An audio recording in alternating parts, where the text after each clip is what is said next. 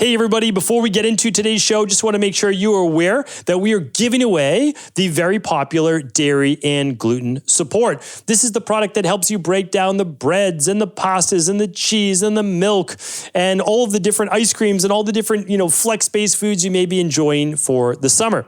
It also helps break down beans and legumes and any products that can give you the bloating, the gas, the indigestion. And that is because it contains a higher dosage than even the daily digestive enzyme that you can take on a daily basis, but this helps with the DPP4, the lactase, the hemicellulase, all the things that can help to break down and give you less issues of the bloating, the gas, the skin issues, the inflammation that you might get from eating some of these foods. So right now, we're going to give you a free bottle with all qualifying orders at stephencabral.com/shop. And yes, this goes internationally as well. Head on over to stephencabral.com/shop while supplies last. Take care, everybody. Now, enjoy the show. Welcome to the Cabral Concept, where board-certified naturopath and integrative health practitioner Dr. Stephen Cabral shares how he was diagnosed at the age of 17 with a life-altering illness and given no hope for recovery. It was only after studying and traveling all over the world did he discover how to combine ancient Ayurvedic healing practices with state-of-the-art naturopathic and functional medicine to fully rebalance the body and re-energize it with life. It's time to discover how to get well, lose weight, and finally feel alive again. And now, here's your host, Dr. Stephen Cabral. Welcome back, everyone. Great to have you here today. I can't wait to get into today's topic. Some of it may be brand new for you. Those of you who have been in the fitness-based field, nutrition field, and maybe body transformation field would have heard about it, but maybe not in this particular way. It's called G-Flux, and it has to do with the energy of your body and how high your metabolism is. One of the reasons why this is more important than ever is that there's so many diets that are low carb, no carb, keto-based, higher fat, lower carb, and people are losing weight on them. There's no doubt about that, and I'm not saying that you won't.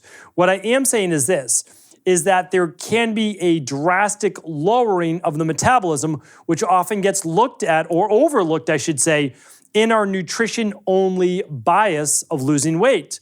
One of the things that has been greatly overlooked is the form or the way that we lose weight through exercise. So, in the beginning, for your first, let's say, 6 weeks, 8 weeks, 12 weeks of losing weight, there's no doubt about it that nutrition trumps all other forms of weight loss. That means like going for a run, lifting weights, improving your sleep, like whatever it might be. Nutrition absolutely is going to help you lose the weight. I mean, you can legitimately lose 10 to 21 pounds in 21 days. We see that all the time in our practice, whether it's through a functional medicine detox that we do with Equal Life, whether it's the Fatlocity weight loss system, or your favorite diet. Like, you can absolutely do that. And you can actually do it in a fairly safe way. The issue is this, or I should say a very safe way, not just a crash diet.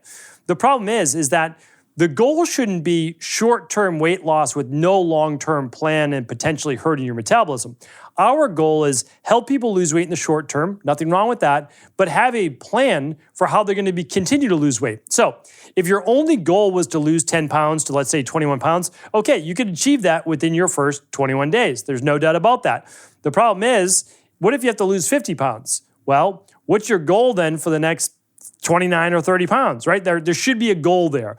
And so what we like to talk about is the idea of, I've talked about this before in a podcast called reverse dieting, or transitioning off of a low carb diet, right? Or something called G-Flux. It's all about the same. So what I want to share with you right now is this. G-Flux represents the relationship between the amount of energy you take in, right? Those are your calories, your food, versus how much energy you burn through your output. And I'll talk about this a little bit more specifically, but that's essentially what determines your metabolism. This is really important. Food you take in versus energy you put out is essentially your metabolism. Now, your metabolism has to do with so much, circulation, hormones, etc. But when we're talking about weight loss or weight gain, we're talking about energy balance.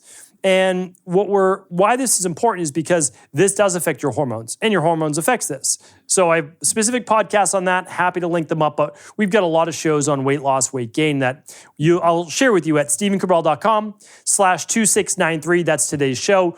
That's the show notes page. You'll find the 3 big takeaways. But let's look at it like this. Okay, you have 2 individuals. One of them takes in 1,500 calories per day, and their metabolic rate, so that's made up of your resting metabolic rate, the thermogenic effect of food, like how much the food you're taking in is burning up, plus your exercise activity thermogenesis, that's often referred to as EAT, plus the thermic effect of food, we spoke about that, plus the non-exercise activity thermogenesis. That's basically, on a daily basis, how many calories you're burning, right? So let's look at it this way. The food we take in, we can figure out pretty easily, right? Like that's no problem at all.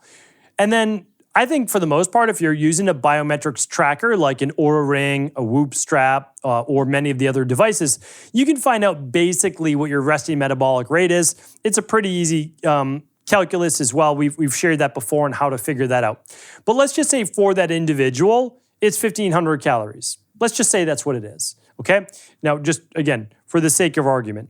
So your 1,500 calories in and your 15 calories out on a daily basis, and let's say that person's not exercising, that's why it's so low.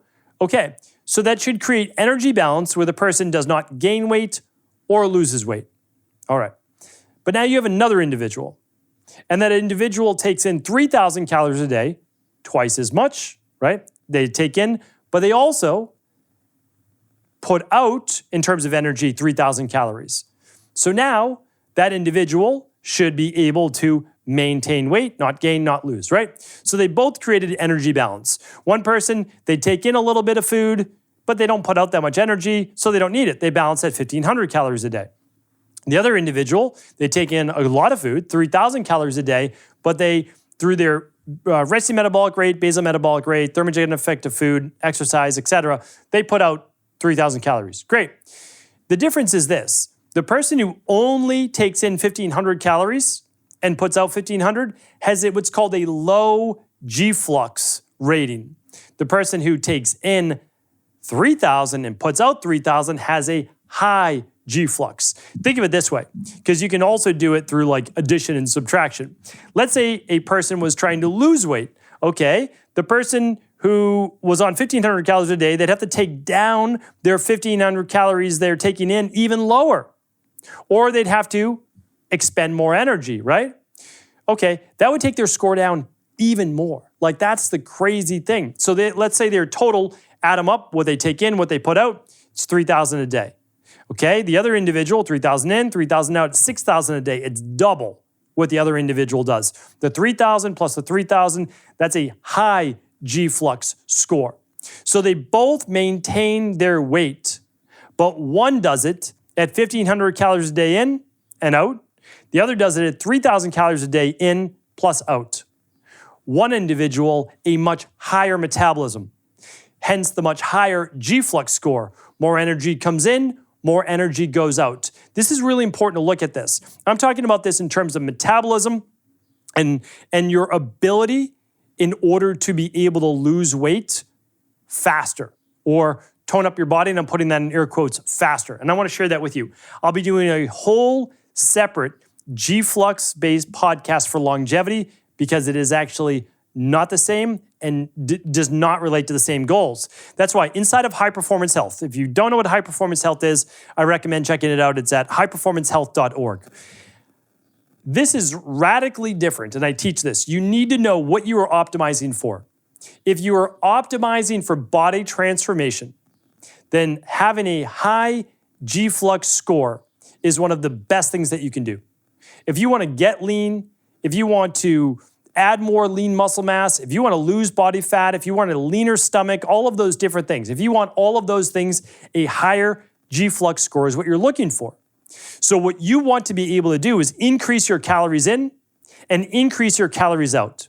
It's going to improve hormones. It will most likely improve glucose and insulin-based response and so much more. Your engine is going to be revving higher. The goal is to be able to output more. So one of the biggest things that we are missing in really all modern day cultures is that life has become fairly easy in terms of physical output.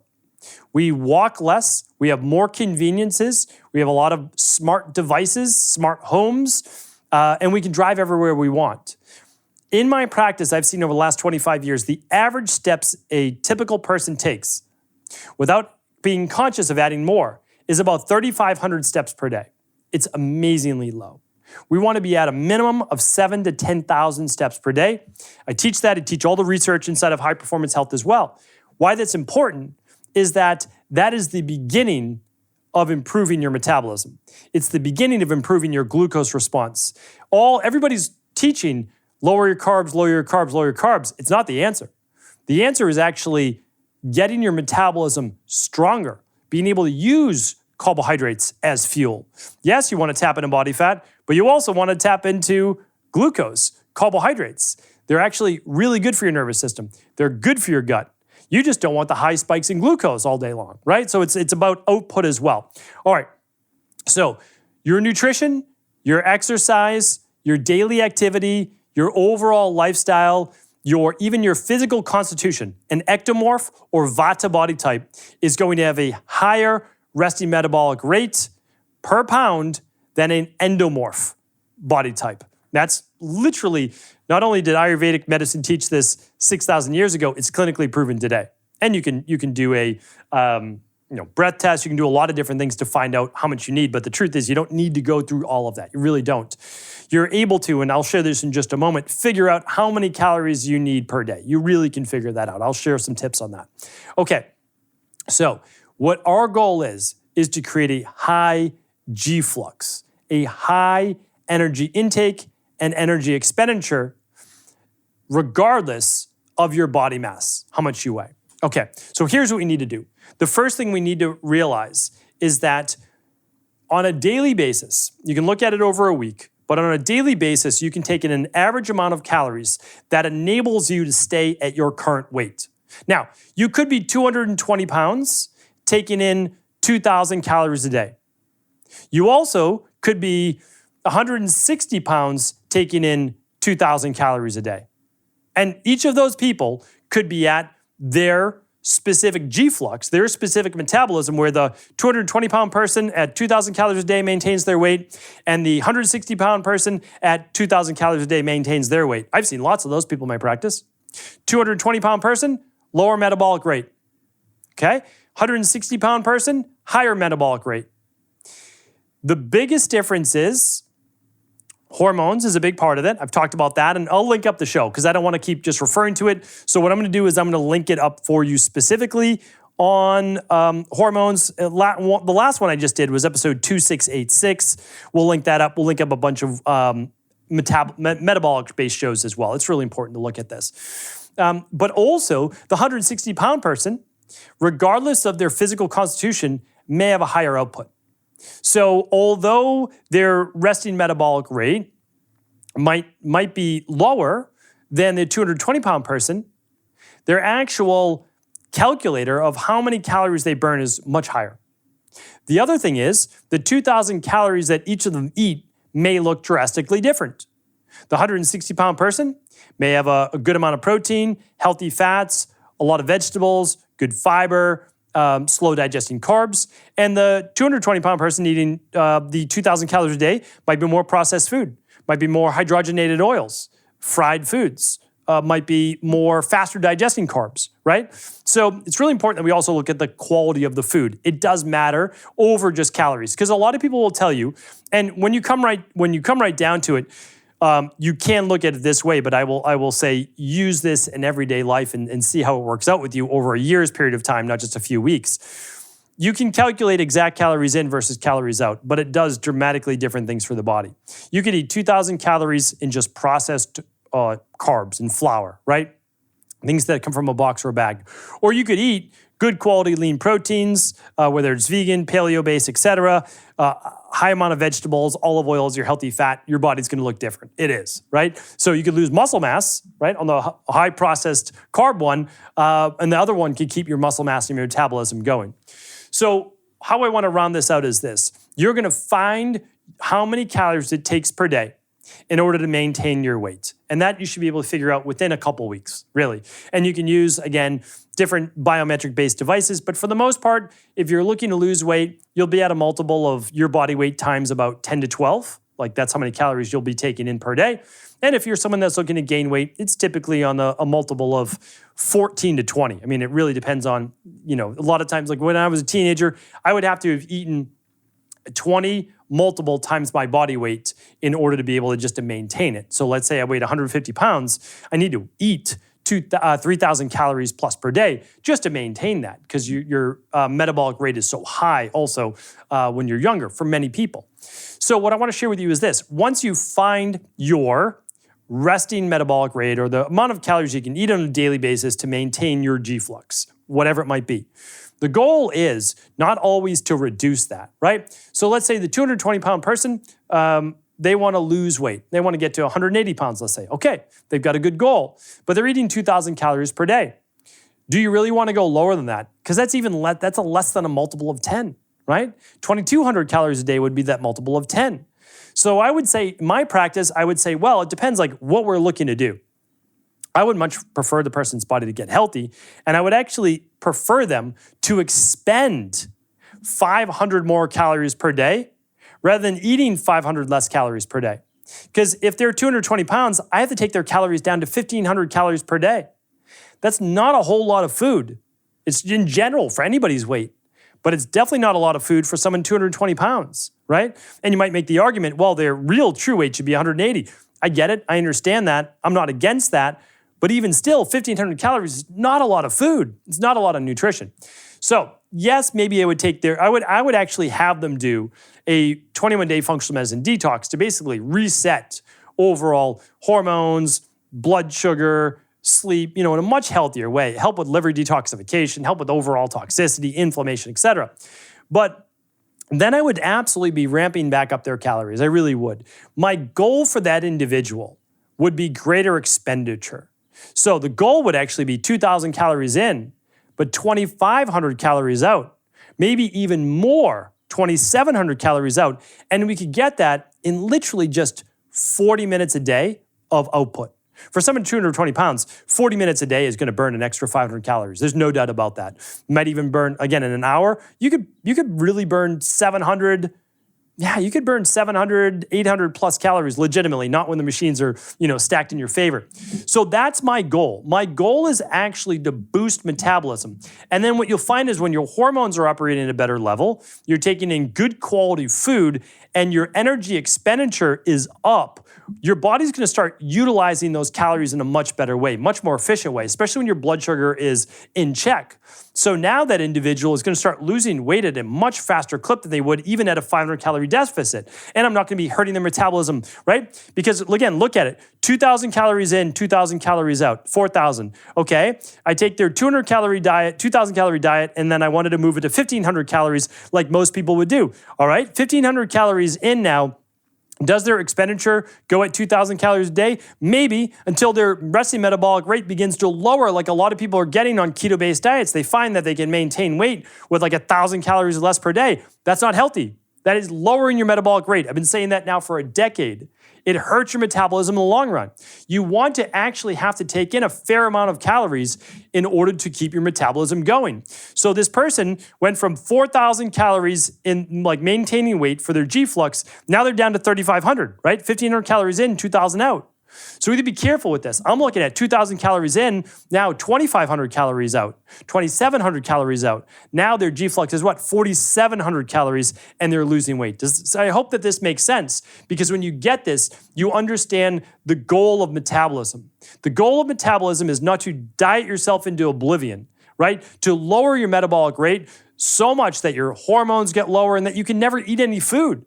The 220-pound person eating 1,500 calories a day, well, what do they do when they plateau? Do they go down to what?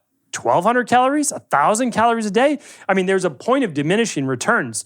And if you're a practitioner out there, we really have to pay attention to this. Okay, low carb, again, functional medicine detox, yes, for the first 21 days. I'm good with that. But then we have to start to get the food back in, get the nutrients back in. I could spend a whole show just going over how little nutrients you get, micronutrients, but I'll link up another show here today. So that was my point. I wanted to get that across, something to think about. And then in the future, I'm going to do a show on G-Flux and longevity because the two do not necessarily coincide. So I'll bring that to you in the future. Thanks so much for tuning into today's show. Of course, it was helpful. Do feel free to share this show with anybody you can serve. The show notes will be at stevencabral.com/2693. Take care, everybody. Have an amazing day. Thanks so much for tuning into the show. And before you head off, just make sure you don't miss what's going on this week over at Equalife. And that is our official Start to Summer giveaway. And that is the free dairy and gluten support. We try to do it once a year for summer. It is one of the most popular products all year round, but especially for summer, at least here over in the United States and let's say most of Europe where a lot of our clients are. Because what you can do is you can actually help to mitigate, to decrease a lot of the effects of eating dairy and gluten and even beans and legumes by improving your overall digestion with the enzymes that help break these things down. So things like lactase and DPP4 and cellulase and a lot of the products that the body lacks in terms of digestive enzymes are what can cause the bloating, the gas, the inflammation, the distension, the loose stool. And by using a simple enzyme to help break down the gluten better, to help break down the dairy, the cheese, the ice cream, the whatever it might be, right? Milk-based products, or even beans and legumes. The gluten and dairy support is exactly what helps with that. So what I want to do is I want to share, again, I always have these bottles for barbecues. They're on my picnic table outside, all that. I want to share it with you as well. Get a free bottle this week on all qualifying orders. Head on over to stevencabral.com/shop. That's stevencabral.com/shop for all the details. Completely free on all qualifying orders. Ships all around the world. Take care, everybody. Have an amazing start to your summer.